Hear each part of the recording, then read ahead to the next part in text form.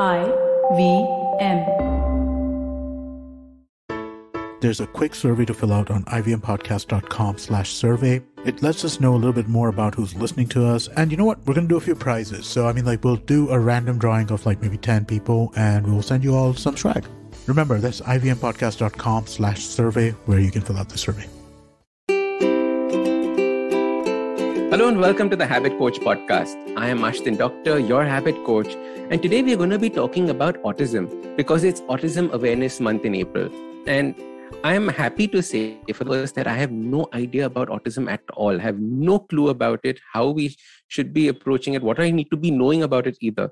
So I have an expert with me and we're going to discuss autism. So join me in welcoming Devangana to the Habit Coach podcast. Devangana, welcome. Hi, thank you so much. And I'm sorry about all the technical difficulties I put you through, but it's great to be here. I am so happy that you are here because, this is a topic that I've always wanted to know more about, but I've never actually known who to ask or looked at it. So Devangana, tell us a little bit about yourself and then let's jump into the conversation. Sounds amazing. Okay, so this is really great to be here. In 2009, so my mother is a clinical psychologist. My brother is highly gifted. Like when he was really young, he had the memory of, a sponge. He could just remember everything. My dad's very highly creative, artistic. He's a writer. He's a painter.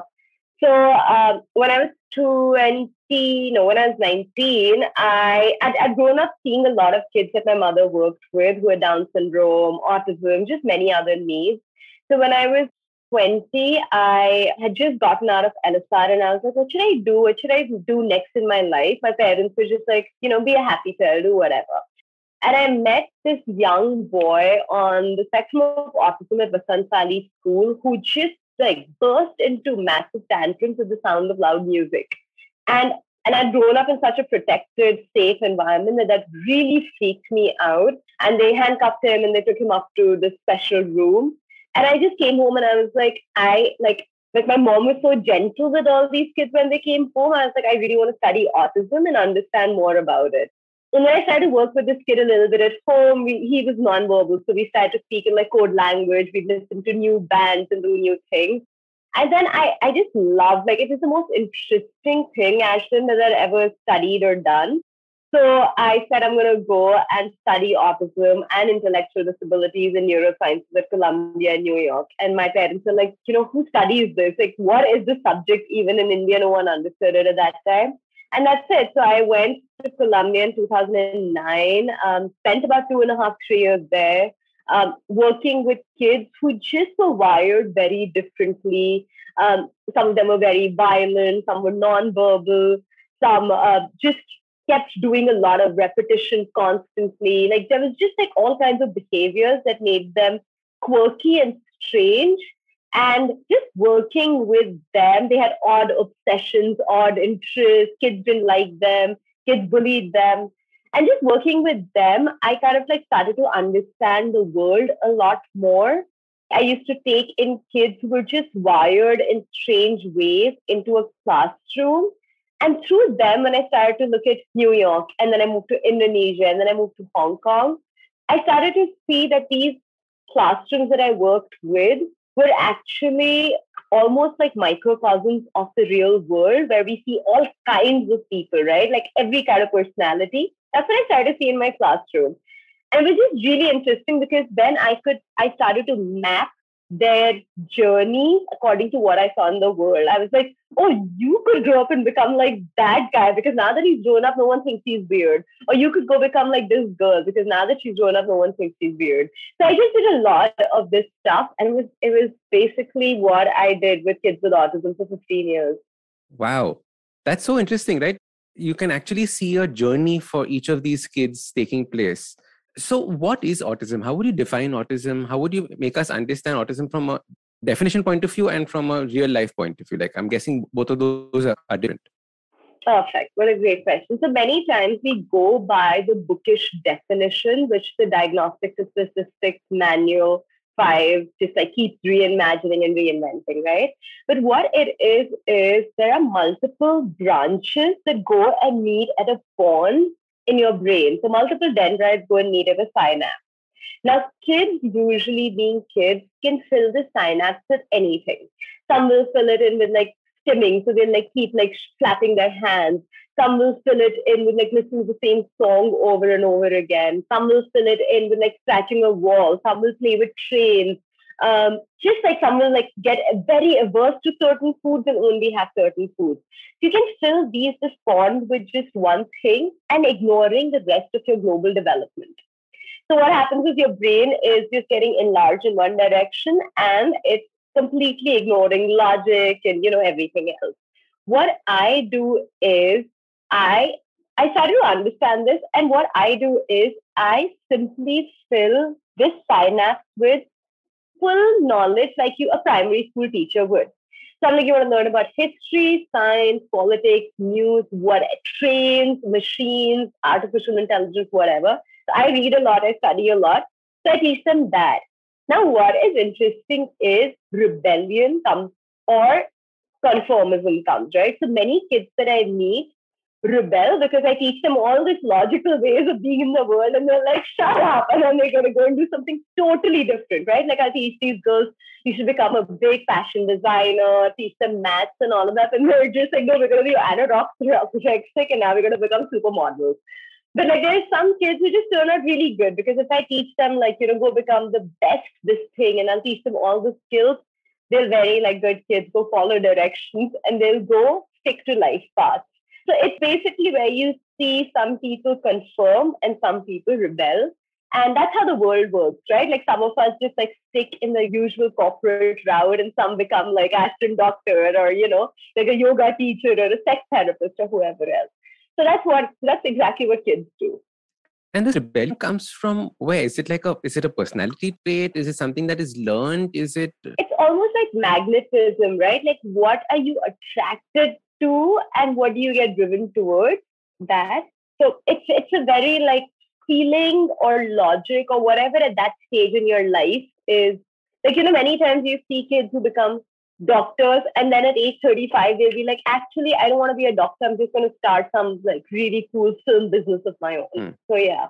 Interesting. So when you're working with these kids, like you said that this is one part of the brain which is hyperactive or where all the focus is being put there. How do you teach that part? Like you said, there's one that could be either listening to a song over and over again or scratching a wall. How do you get into that aspect and then teach them either life skills or teach them about the world? How does that happen? So what I've done with some kids is I'm a lover of all things because I come from a family which is very short-keen to say it rightly. But what I do is if like a child really likes music, I start exploring the music that they like. And I'm just like, wow, like I love the beat here, I love the song here. And then I start to like pull them into some of the music that I like. And then like kind of like just this joint play of, hey, tell me what music you like, this is the music I like. And then we start reading about these musicians, like, how did, whatever. Like there's this new musician called Ashish A who's written the song Chand Balia. And I've introduced so many people to him. And I'm just like, he's really good. And all my friends who were really into English music are suddenly like, wow, like Chand Balia is a great song. So kids are like that. That's what I do. Like just kind of from music, get into like reading. Okay, let's read about this guy. Like let's read about Ritviz and see what was his life like. Why was he so close to his mom? What was his mom's role in his life? So then they start reading and they start writing. I'm like, oh, imagine if you had to write about your life, what would it be? So yeah. And then they start picking up a pen and writing. And what's interesting is it's almost like as a parent, you could be like, my child is going to become the best swimmer. And you're just like, wow, you're swimming so well. And you cheer them on and you just like want to make them excellent at that. So it's almost doubling down on their passion or what they feel is very, very important or what they are focusing on. And then slowly diverting it in ways in which they can see a different future, a different idea. Yeah. How would you define that part? And then by the time the child is 16, he's just like, no, you fooled me. Like, sure, I'm good at swimming, but I don't want to become a swimmer. I want to become a lawyer. So sometimes that happens with these kids. I'll be like, wow, this is so great, lovely, woohoo. And then after some time, they're just like, but this is not what I want to do. I want to do something totally different. So, but by mistake, they learn life skills. Interesting. How was autism handled or dealt with earlier? Is there a history of the way that autism was basically managed? And how is it changing now? What What would So this is exactly why, because you will totally get it. This is exactly why I wanted to be on this podcast. So basically, what our world does is, and you and I both know, it survives in capitalism, right? Har cheez ke liye we create multiple industries, right? Like that's how Amazon flourishes. Like you want to buy one shampoo, there'll be like 65 kinds of shampoo for curly hair with all kinds of different ingredients and plus points. That's exactly what happened to autism. People saw it's a problem. Now they've created institutions and institutions and institutions on ambitious about autism, autism rights, autism and you, super moms of autism, like everything, right? Like doctors who are just in the space of autism. And it's just like, just kids, teach them, padhai karao, like, and then they become what they become, right? So ABA therapists, floor time, play time. It's insane, like the number of occupational therapists, speech therapists. And I'm just like, whenever there is a problem, millions of people in industries jump to solutions. And that gives me anxiety. So I'm just like, I don't know any of this. I've studied all of this, but I don't know any of this. I teach them like I would teach any regular child. Like I teach my cat, like that. So that's the history of autism when it was diagnosed. Some smart people were like, let's turn it into an industry. How was it handled even before this industrial part of it? Like, for example, 20 years ago, 30 years ago, what would happen to a child if he was autistic? I think like that's when the industry's capitalism and all of this started to come up. We became woke. We started to understand psychiatry and psychology and all. But like at Einstein's time, Einstein was in the spectrum of autism. He got an idea. He jumped Eureka. He jumped around naked in a street. And no one really, people thought it was odd, but they were just like, he's a scientist. So at like 100 years ago, we just thought they're mad or they're crazy. And we didn't do anything. We just shunned them out of society. Today, we're just like, we can fix it and we can fix every problem. And here is a 12-step process. And yeah. Oh, so there is no 12-step process. There is no do this that you found out. Huh? Sometimes it works, right? Like on Instagram, I keep seeing things like 21 days after your breakup is a good time to do this. Then do this. And then there are people who just like, ask them like new shadi, right? Like, so there are sometimes in life that rules work. And that's great. And there are sometimes in life rules don't work. Fantastic. We're going to take a quick break. See you on the other side. Hey everybody, it's been another great week on the IVM Podcast Network. On Advertising is Dead, Varun speaks with Shashank Mehta, founder and CEO of The Whole Truth Foods. He shares his own journey of moving from eating mostly junk food to starting an enterprise that produces health foods with clean ingredients. The Simplified hosts explore the fascinating topic of mimetic theory and entrepreneur Peter Thiel's interpretations of how anthropologist Renee Girard speaks about it. On Pulyabazi, Pranay and Saurabh analyze how organic farming has affected Sri Lanka. Marathi Kirkithan has a fascinating episode where the Deshmukhs met Decode, one of India's most celebrated poems. And on Say No to Drama, Chetna unfolds some truths about getting a promotion and the drama around it. Do follow us on social media. We're IVM Podcast on Twitter, Facebook, Instagram, and LinkedIn. And remember, if you're enjoying this show or any of our other shows for that matter, please do tell a friend. Also, don't forget to rate us on any of the platforms you might be listening to us on. And do check us out on YouTube. We're building a whole bunch of different channels. You can find them on ivmpodcast.com/YouTube. And we're also doing a small listener survey, which we would really appreciate your help with. It helps us kind of talk to advertisers. So you could go to ivmpodcast.com/survey. It'll just take a couple of minutes and it would be really helpful to us. We do appreciate this. And finally, we'd like to thank our sponsors this week, SBI Life Insurance and the India Water Portal. Thank you so much for making this possible. Welcome back. All right, let's jump into the conversation. So let me understand this a little bit better. So like you said that Einstein was on a spectrum, right? When we say spectrum, that means there are, how would you define the spectrum? Would there be high performing, low performing? What would the spectrum be? What would the two extremes look like? So it's a wide, dark spectrum. And Elon Musk is on the spectrum of autism. A lot of famous people, there's Susan Boyle, Neil Gaiman, they're all kids on the spectrum of autism. What I've seen with kids, Ashdin, which is really exciting, is sometimes kids have been really low performing and all of a sudden they'll just like make a massive leap, right? Like my mom keeps telling me stories about a child who just didn't speak. And one day she saw a kabutar and she got really excited and suddenly she started to speak and jump and dance. So it's a very interesting space because you can sometimes just make big leaps and sometimes you just stay put in it where you are. So it depends on the stimulation, the environment you're in, how much you're pushed. And so can you tell us a little bit about like famous people, like you said, Elon Musk, etc., on what would their autism look like? Is there a journey that we can talk about and how they overcame it? Like, how would you describe that to us? So basically, Elon Musk had to kind of like totally cut his dad out of his life, fight that rebellion, fight that anxiety that he had with his own father to be able to emerge as himself in the world. The same thing you see with many writers like a Neil Gaiman or someone like that. Their imagination is so wide and so wild that sometimes people almost like get paranoid of this energy, this enigmatic imagination that they have. And when you actually let them be, then it turns into like bestsellers and sequels and prequels and all of that. Steven Spielberg, I've heard, is on the spectrum of autism. Same thing, right? Like to imagine plots and schemes like that is massive. And to be able to do that is just genius. So yeah. So what kind of fields do people with autism excel in? Is it an everything kind of a thing, or is it a certain aspect? Everything. I think, honestly, everything, whatever you can fill your brain in with. Like some of these kids are very right-brained, so they only work with logic. Everything is logical. And sometimes if someone breaks that logical, it's almost like a break in the matrix, right? Like you break that logical flow and then you're just like, what just happened?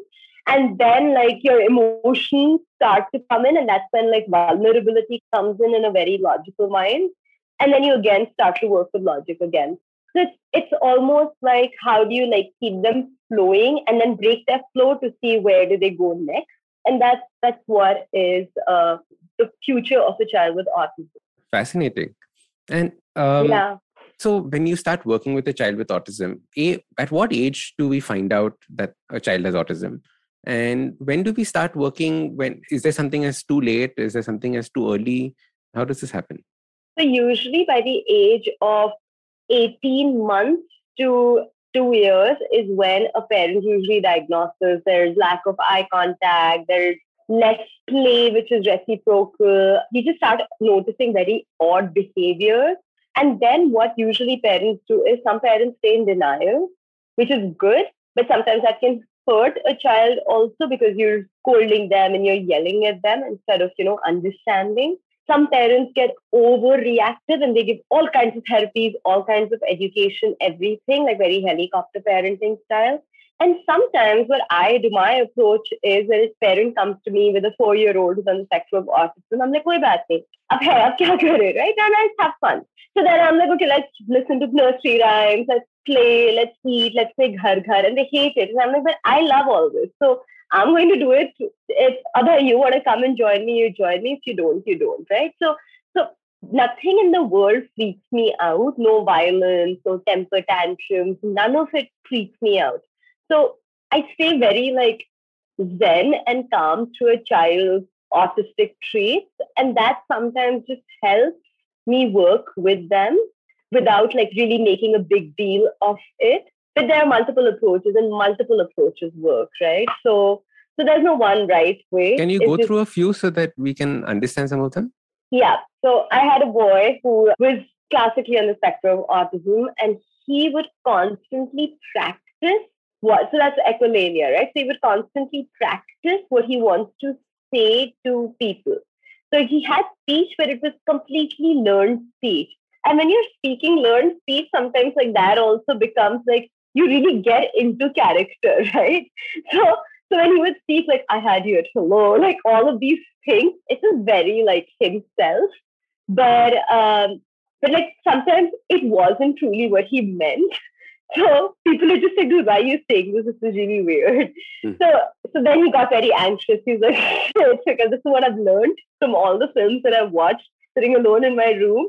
And now that I'm saying it, people are thinking and saying it just for the sake of it, and I don't mean it. And then a lot of his work was trying to explain to them that, no, I really mean it. So what I tried to do was, I'm just like, forget about everything. Like, just forget, listen to movies, listen to dialogues. That's how you learn speech. But go out on a date. Just go out and see what happens. So what's the worst that's going to happen, right? Someone will get bored and just be like, sorry, man, I'm a boring person. Or like talk a lot. And somebody will be like, oh my God, you're very talkative. So just go and do whatever. So a lot of my work is these children have like copied things from here and there and they stick to that. And I'm like, that's great. That could get you ahead in life till some point. But then someone will be like, no, why are you doing this? This is weird. And that's when like they get very anxious that shit are being caught. And that's what they call like masking. It's like you mask as somebody. And then when you're not that person, people call you out on it. Then you're just like, shit, now what? Then they get anxious. They start to get depressed. They're like, ab main kis movie ka dialogue karu. So yeah. So that's one way. So for example, like I love what you said. Just go out into the real world and see what happens. That itself will be very scary for them, right? And that's where I come in because I'm a school teacher. So I live in the real world, but I also have friends who are like very famous people, movie stars and directors and big entrepreneurs, CEOs and all of that, right? So I see that world, but I also like go to buy sabzi and I go sit in my local coffee shop. So I pull in the kids that I work in. And this is exactly what I did in Hong Kong and New York and Indonesia. I was like, we have to be a part of the real world. So let's go to a bank. Let's see what happens there. Like one of my children, he'd been massively traumatized. He was taken out from a foster home, put into another foster home. He was beaten up, traumatized. His trauma had just made him like very obsessed with food and working out and just all of these things. And then like in the middle of a class, whenever he got anxious, he wanted to jump into push-ups.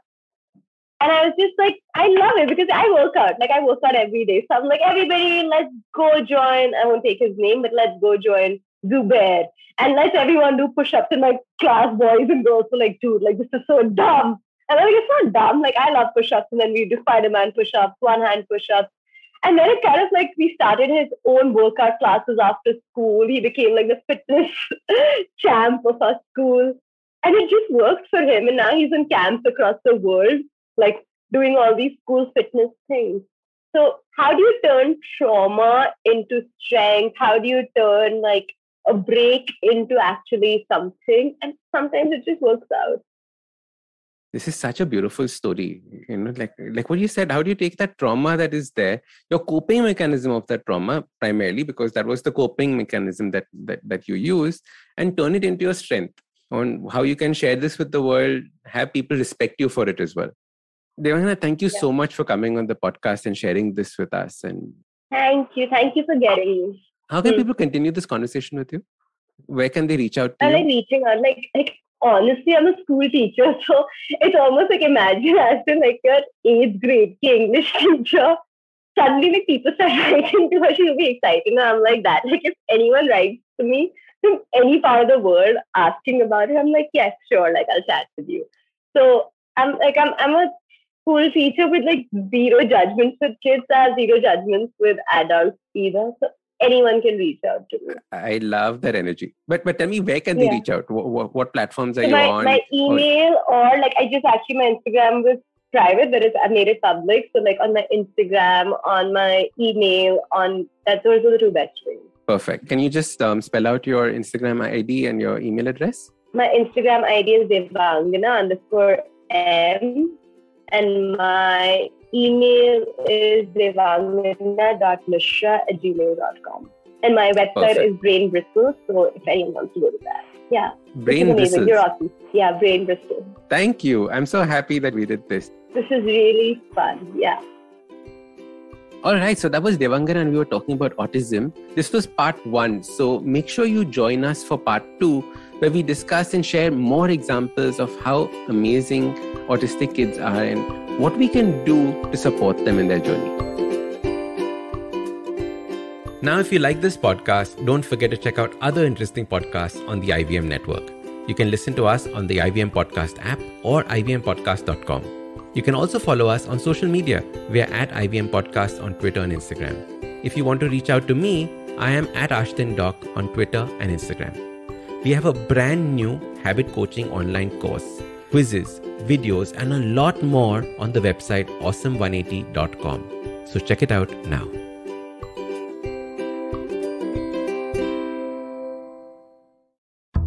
Ladies, I'm sure you will relate to it if I say that we are constantly busy with work, studies, cooking, and what not. And amidst all of this, we often forget an important element that needs our desperate attention: finance. So here we are, bringing to you SBI Life Presents A Sip of Finance, a women-exclusive podcast where we will teach you how to manage personal finances in a simple and straightforward way with your host, Priyanka Acharya, a finance expert who's been in the industry for 14 plus years. And not just in English, but in 7 more languages.